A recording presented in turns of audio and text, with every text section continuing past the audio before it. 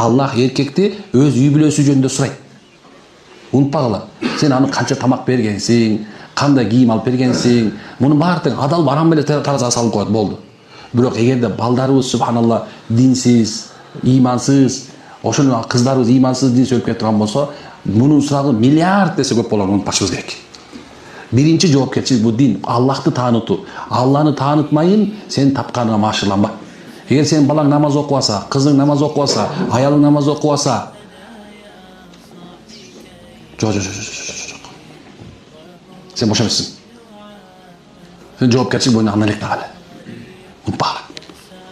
Муну унутпашыбыз керек. Дайыма эстеп жүрүшүбүз керек. Эгерде сен өзүңдүн балаңдын мисалга алса, машинанын алдына коюп койдуң, машина ушундай катуулук менен жаткан машина жалпайта сүзүп кетишин каалайсыңбы? Каалабайт турабы? Бирок сен өзүңдүн балаңды, кызыңды төбөлүктүү, азаптуу, такыр бүтпөй турган тозокко көрөтпөйсүңбү?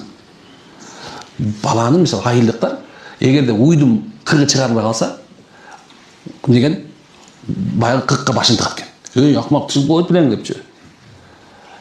Бирок баласы намаз окубаса эч ким эме болбойт, капа болбойт. Бирок уйдун кыргына капа болот десең да. Кандай соодагер субханалла барып туруп баласы соодага чыкпай койсо, эмне болот экен? Мына сен деп ушундой кыйрат экен. Бирок баласы субханалла намаз окубаса кыйрбайт экен. Кайгысы бир тыйын, анан бир 40. Аллах айтып аткан, өзүңөрдү, өз үй бүлөңөрдү түбөлүктүү азаптан, азап болгон тозоктон сактагыла.